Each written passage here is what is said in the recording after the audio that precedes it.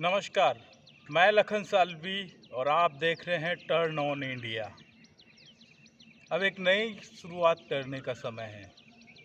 अभी लॉकडाउन चल रहा है। 22 मार्च से हम सब लोग लगभग सभी घरों में हैं।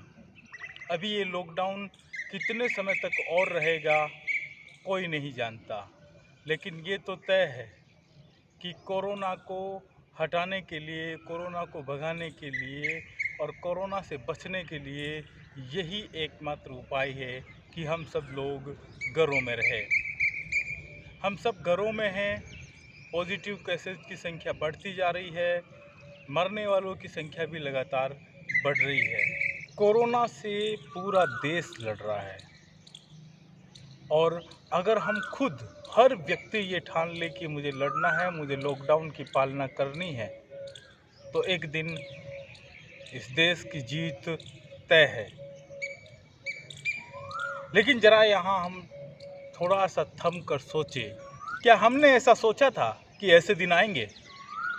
क्या ऐसे दिनों से निपटने की अपनी कोई तैयारी थी?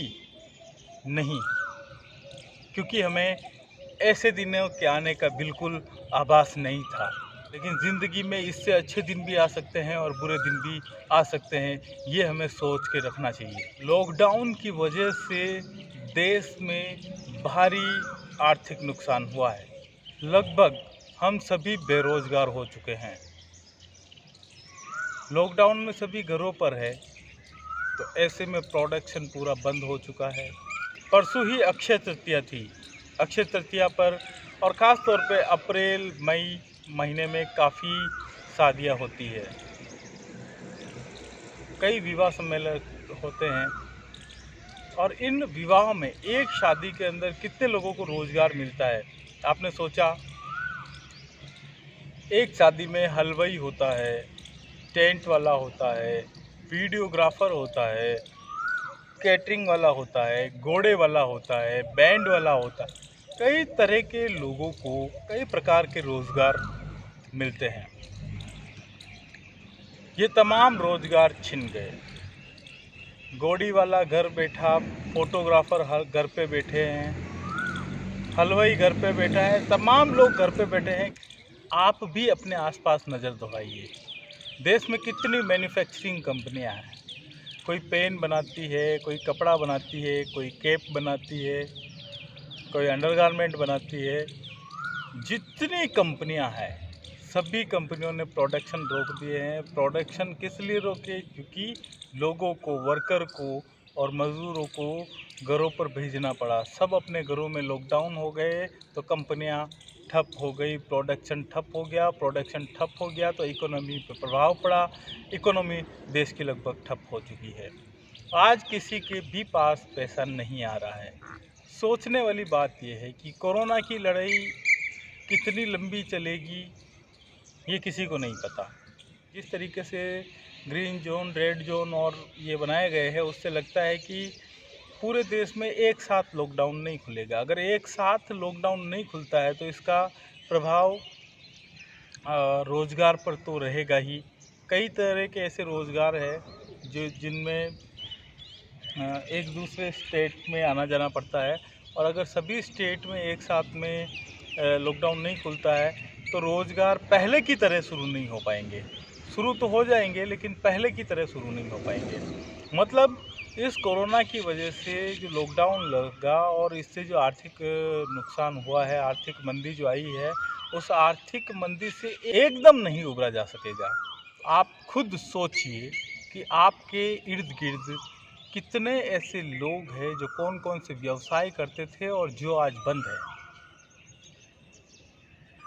आप पाएंगे कि लगभग सभी रोज़गार ठप हो गए हैं और कई रोज़गार तो ऐसे भी है जो लॉकडाउन खुल जाने के बाद भी लोग उसे वापस शुरू नहीं कर पाएंगे। क्या जितनी फैक्ट्रियां जो प्रोडक्शन कर रही थी, क्या वो फैक्ट्रियां पहले की तरह शुरू हो पाएगी? क्या जितने व्यवसाय बंद हुए हैं, सारे के सारे व्यवसाय वापस शुरू हो पाएंगे और उसी तरीके से रन पर कर पाएंगे? कितना समय उनको वापस खड़ा होने में लगेगा कि आने वाले समय में युवाओं को, महिलाओं को और बुज़ुर्गों को किन सेक्टर में काम मिल पाएगा। आपको ये भी सोचना चाहिए कि आने वाले समय में कौन सा ऐसा सेक्टर है जिस सेक्टर में व्यवसाय करना लोगों के लिए फ़ायदेमंद रहेगा। लॉकडाउन के बाद आप भारत में नई एनर्जी देखेंगे। हताश होने की ज़रूरत नहीं है। आने वाले दिनों में आपको तैयार रहना चाहिए नए व्यवसायों के लिए, आपको तैयार रहना चाहिए नई चीज़ों के लिए, आपको तैयार रहना चाहिए नई सोच के साथ। जी हाँ, क्योंकि बदलाव होंगे, व्यवसाय के तरीके बदलेंगे और अभी से मेंटालिटी बनाना शुरू कर देना चाहिए कि हम वो व्यवसाय कर पाएँ। हम जो नई परिस्थितियाँ बनेगी, उन नई परिस्थितियों में साथ में लोगों के जुड़ सके। तो सोचने का कुछ आपके पास समय है, आप सोचिए। हम मिलेंगे, चर्चा करेंगे आपने क्या सोचा है, और इस चर्चा का माध्यम होगा वेबिनार। वेबिनार एक नया तरीका है जिस पे इस देश में अलग अलग जगहों से घर पर बैठे हुए हम तमाम लोग एक साथ जुड़ सकते हैं और अपने अनुभव शेयर कर सकते हैं, चर्चा कर सकते हैं। ये बड़ा आसान है। जूम क्लाउड मीटिंग, ये एक एप्लीकेशन है। आप अपने मोबाइल में गूगल में जाके जूम क्लाउड मीटिंग सर्च करिए। सर्च लिस्ट में ये नाम आ जाएगा, इसे आप इंस्टॉल कर लीजिए। अब आपको zoom cloud meeting app install करने का तरीका बताया जा रहा है। सबसे पहले आप अपने मोबाइल में गूगल प्ले स्टोर में जाइए।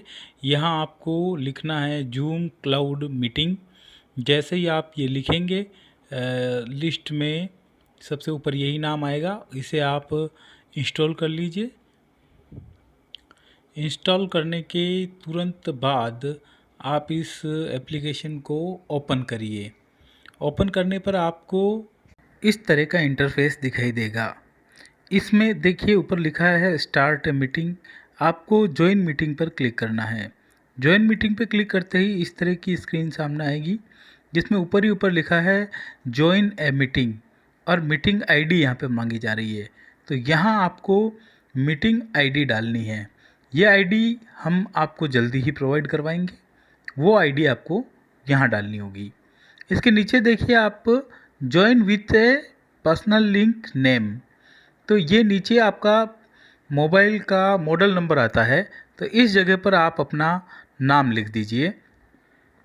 नाम लिख देने के बाद में आपको इसके नीचे वाला ज्वाइन मीटिंग बटन जो है उस पर क्लिक करना है। अभी ये ज्वाइन मीटिंग बटन एक्टिव नहीं है। ये एक्टिव तब होता है जब मीटिंग आईडी डाल दी जाती है। तो जैसे ही आप मीटिंग आईडी डालेंगे, ये ज्वाइन मीटिंग बटन जो है ये ब्लू कलर का हो जाएगा और फिर इस पर क्लिक करना है। उस पर क्लिक करते ही इस तरह का इंटरफेस आएगा प्रोसेस होके, और यहाँ पर एक विंडो खुलेगी जिसमें आपसे पासवर्ड पूछा जाएगा। तो इस मीटिंग आईडी का पासवर्ड हम आपको बाद में भेजेंगे। तो यहाँ पर पासवर्ड आपको डालना होगा। पासवर्ड डाल के जैसे ही आप ओके करेंगे तो इस तरह की स्क्रीन आएगी। यहाँ पर कुछ एक्सेस आपसे मांगे जाते हैं तो अलाउ करना पड़ेगा। ये अलाउ करने के बाद में आपका चेहरा आपको आपकी मोबाइल स्क्रीन पे दिखाई देने लगेगा, मतलब आप इस मीटिंग में एंटर हो चुके होंगे। आपको यहाँ पर ज्वाइन विथ वीडियो बटन पर क्लिक करना पड़ेगा ताकि आपका वीडियो सभी को नज़र आने लगेगा। इसके साथ ही आपको ईयरफोन का यूज़ करना चाहिए। ईयरफोन लगा के आप वाया ऑडियो वाया जो है इस ऑप्शन पर क्लिक करेंगे लेफ़्ट साइड में, तो आपको आवाज़ सुनाई देने लगेगी। तो ये था पूरा तरीका जूम एप्लीकेशन को यूज़ करने का और मीटिंग में जुड़ने का तरीका। तो ये जो मैंने बताया है, आप सोचिए। नई सोच के साथ में आप 30 अप्रैल को हम 11 बजे जुड़ने वाले हैं। इस मीटिंग का समय रहेगा 30 अप्रैल 2020, समय होगा सुबह 11 बजे का। तो एक नई सोच के साथ में आप इस मीटिंग में आइए, वेबिनार पर आइए और अपनी जो सोच है उससे अवगत कराइए। हम यहाँ पर चर्चा करेंगे कि आने वाले समय में आपको क्या लगता है कि कौन से नए बिजनेस खड़े होने वाले हैं और क्या नया होने वाला है। आपका क्या अनुमान है, आपकी क्या स्टडी है, इसी पे चर्चा करेंगे। धन्यवाद। साथ ही इस वीडियो के कमेंट बॉक्स में आप अपने नंबर ज़रूर डाल दीजिए ताकि मैं आपको मीटिंग आईडी और उसका पासवर्ड भेज सकूं।